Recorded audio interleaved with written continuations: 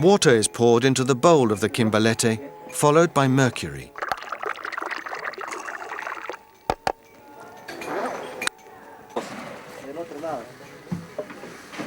The powdered ore containing gold is added to the water.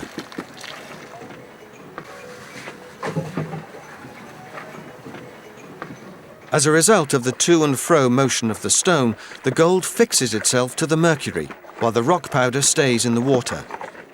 With each movement of the kimbalete, a little water is discarded, water that's polluted with mercury. That too will eventually find its way into the mountain ecosystem. Although the mercury is salvaged at the end of the process, it's estimated that for every ton of ore worked, 500 grams of mercury escape to further contaminate the environment.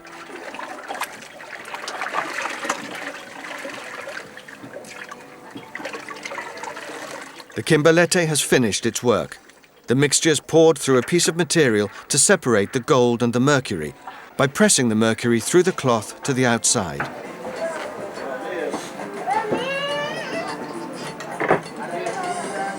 At the end, a mixture of gold and mercury is obtained, approximately 2 grams of mercury for every gram of gold.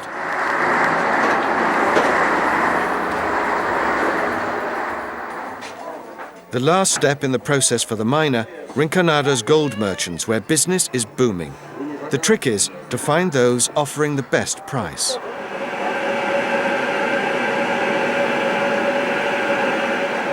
The mixture of gold and mercury is heated by the merchant. The mercury evaporates with the heat of the blow lamp, leaving only gold, pure this time, at the bottom of the saucer. The gram of gold is worth 35 sols, about $10.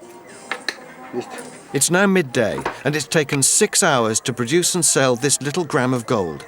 Each month, every miner has to produce 10 times this amount in order to survive, with only 1 day to do it.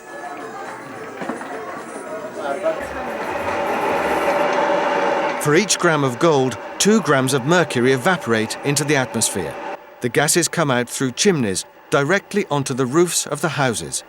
In contact with cold air, the mercury condenses and is deposited in a radius of a few feet around the chimneys.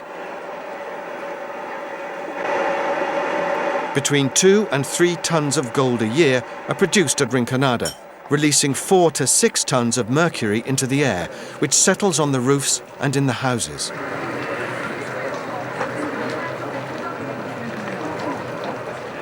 As there's no drinking water system in Rinconada, the inhabitants collect the melting snow from their roofs and use it for their personal consumption. In this way, mercury is ingested directly by the miners and their families. This is the most serious and direct form of pollution in Rinconada at the present time. Mercury attacks the nervous system. It makes the victim more aggressive, leading to serious problems in limbs and internal organs. We were told that mercury is the main reason for the appalling levels of domestic violence in Rinconada.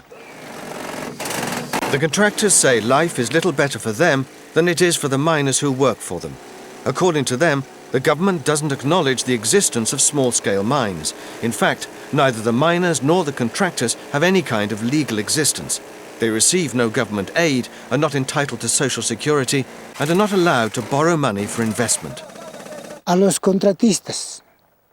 The contractors, or should I say the small-time contractors, are given no consideration whatsoever by the government.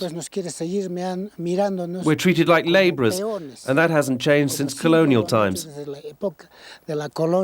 They give us absolutely no chance, no means to be able to become real entrepreneurs. At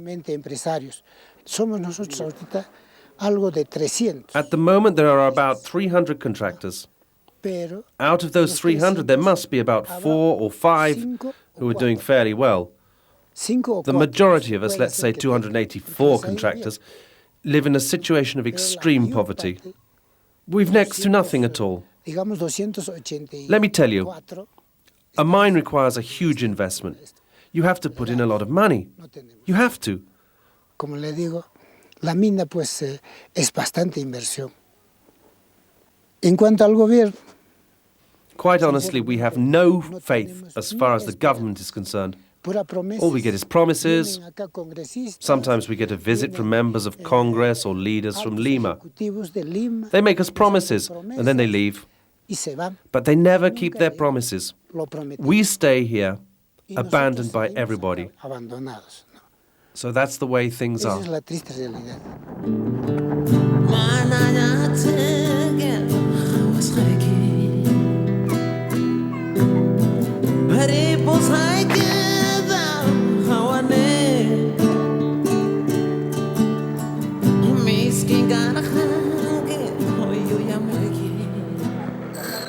Throughout Peru, there are roughly 40,000 miners working in small-scale mines, providing for almost 250,000 people.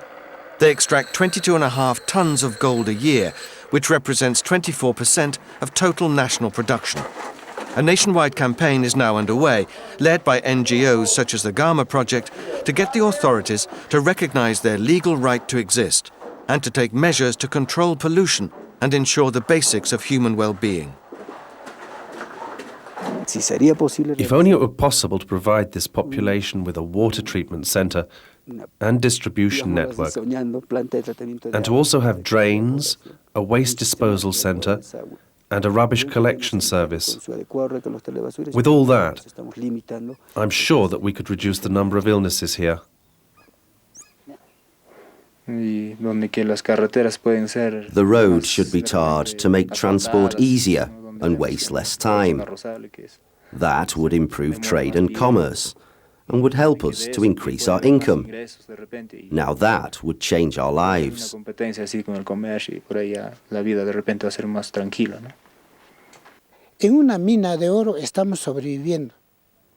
We're surrounded by gold, and yet we only just managed to survive. We're beggars locked in a bank full of gold. We beg.